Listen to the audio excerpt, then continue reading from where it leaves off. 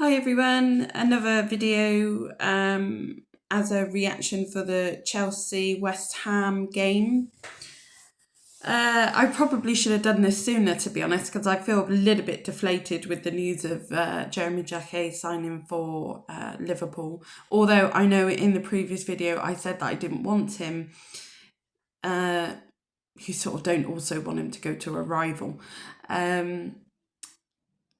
But I stand by what I said, that we need to buy experience more than, again, a young and up and coming player. But he was scouted by some really big clubs, obviously Chelsea, Liverpool, Arsenal, and Real Madrid were all interested in this central defender. But anyway, he signed for Liverpool. Good luck. I hope you flop there like he's at. But anyway, so let's get some positivity, because that match against West Ham, although at half time I was not positive at all. I was absolutely raging at my TV. My poor husband would put his earphones in to block out, the abuse that the TV was getting. Which obviously was aimed at, Chelsea, because the first half was just awful. There's no two ways about it. Too many changes. It's as simple as that. Now, a lot of people are saying Liam Rosenior shouldn't have changed 7 players. My question is, does Liam Rosenior pick the team? Or does he have someone in his ear roll telling him that he needs to play this person, he needs to play that person? Because that's what's coming out of, that's what the rumours are. And I can well believe it. When I heard it, I had my suspicions anyway. It was a previous match. I'm pretty sure it's Chelsea versus Man United when we got beat at Old Trafford, where Sanchez got sent off. That Biote, I apologise. My name, me saying players' names, I'm like the female version of Paul Merson. I'm crap. So I do apologise if I've got it wrong. But he was in the starting lineup, and he hadn't been in the lineup. He hadn't even really come on off the bench. I was really confused by why all of a sudden he was in the starting lineup. So I thought, why would Maresca put him in? I was really sort of dumbfounded by it, to be honest. And I did think at the time, this isn't who Maresca would start.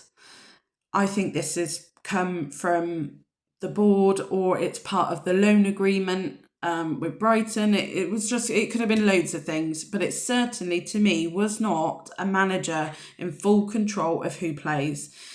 And obviously rumours circulating, a few games after that actually was the case, especially when everything was blowing up with Maresca. So 7 changes. If I find out, that Liam Rosenior is picking the team, then I would say 7 changes is too many. I think that's pretty clear. You can't keep tinkering with the back 4 like what's happening. It's pretty much a change central defence each time we play. That cannot happen. And you saw at half time when he brought on the more experienced defender with Cucurella, that and Fofana, things settled down a little bit defensively. Still gave a couple of chances away to West Ham. I will not take anything away from them. I thought they played really well. I thought Somerville turned up Maradona-esque a little bit. I've never seen him play so well, especially, the first half. But so, there's my question mark. Did Liam Rosenior pick that team 100%? I don't know. But 7 changes is too many. It's far too many. And, we saw, especially down that left-hand side with Hato and Garnacho, it was awful. Garnacho was poor. There's no other. He was extremely poor, and quite rightly was subbed off at halftime. I would have even probably subbed him off sooner because it was obvious that Wan-Bissaka had the better of him. He had his number. So 2-0 down, half-time. I thought we would make a go of it in the second half. I thought we'd get a goal. I was hoping maybe a draw. I just didn't think we would have enough to score 3 goals and not give them a chance to score, which, especially with Bowen, he will put away. But we did. It was literally from the 50th minute onwards, we dominated them and the changes worked. There could have been a slight element of West Ham sat back a little bit. But it even so, we scored 3 goals. We come back from 2-0 down, which shows great character, shows great strength. And the one thing I do like about Liam Rosenior is the passion that he shows, and that goes a long way with fans, with supporters. It's the passion that he's feeling, for the team and stuff. I do actually quite like Liam Rosenior. He's just not the manager that I wanted. I wanted a more experienced manager, but hey, it's been and done. So it was an amazing comeback. It really was, and hats off to all the to the players. They've done amazingly well, and obviously I'm ecstatic that we did. Honest, I didn't believe we would. I was fuming at halftime. Because we must get into the Champions League. It's paramount important. And especially with the league as it is, it's so... basically, any team can take points off any team. And, pretty much every game is a really competitive game. We have a lot of competition for those Champions League spaces. And obviously with the resurrection of Man United since they sat down, we're in 3 wins out of 3. No, hang on. Oh, that was under Carrick, yeah, with Fletcher. They had drawn, but still, he's reverted back to their original counter-attacking style of play, and it's working. So there's a lot of stiff competition for those Champions League places. So we needed to win. And that's what was, sort of really getting to me, that, we could be throwing this away. But we didn't. We won. And it was a fantastic win. Fantastic to the team, to the manager, to the coaches, that we got it back, got those 3 points. Future games, do not start Garnacho. He is better coming off the bench when the other team is slightly tiring, where he's going to get more space. So here's a preview for Arsenal. Don't bloody start him because bring him on, albeit bring him on second half, but do not start Garnacho.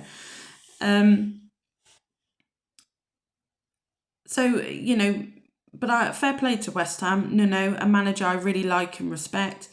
I really, I sort of hope that they avoid relegation, but I don't think they will. But I thought they played really well. And, good luck to him for the rest of the season. But onwards and upwards for Chelsea. Another win.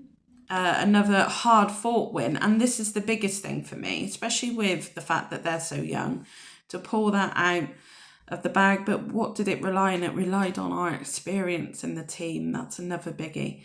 To me, any Chelsea fan and any probably non-Chelsea fan should see where Chelsea, are going wrong, going forward.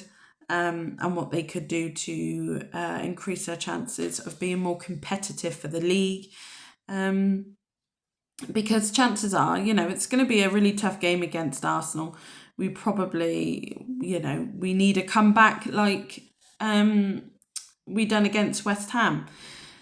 So obviously getting through to the Carabao Cup final is going to be tough. So then it's only the FA Cup and the Champions League. Now, Champions League, bloody hell, that's extremely tough. Big clubs, big competition. I don't rate our chances in that, but you always have to believe. FA Cup, obviously slightly easier. I do think that is something that we need to go for, just in case we don't get in those Champions League spots in the league and we do not win the Champions League. The FA Cup is the way then into it. So you've got to take it seriously. And, we should anyway, silverware. So big game midweek. And as I said, this is previously, this is the business end of the season. A lot will happen. It's probably not going to be a smooth road, but we will be there supporting and giving our best for the team, as I hope the team give the best for the fans.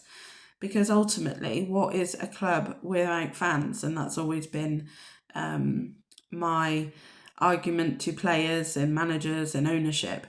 You basically are nothing without fans. If fans don't turn up, revenue's down, sponsors aren't going to want to sponsor you. It's high time that clubs take fans a lot more seriously than what they do. And that goes for every club, not just Chelsea. Every single club out there, whether you're Premier League or Conference League, ownership should take their fans a lot more seriously than I think that what goes on, instead of seeing it as a business opportunity. But brilliant win for Chelsea, really pleased. I should have done this video earlier because I was a lot more pleased. But that sort of thing this morning sort of dampened my response a little bit with Jeremy Jacquet signing for Liverpool, because as I said in the previous video, which should have been uploaded, it's the first high profile indication that a player under 23 has chosen a different club, a different model of how they're operating and going forward. And to me, this is a big kick in the teeth, because, he was their signing. There's no doubt about it that this is Chelsea's number one signing that they wanted to do. And now they've had to do some emergency manoeuvres with bringing back Sarr from Strasbourg. But never mind. It is what it is. Let's see what happens. Take care all. Goodbye.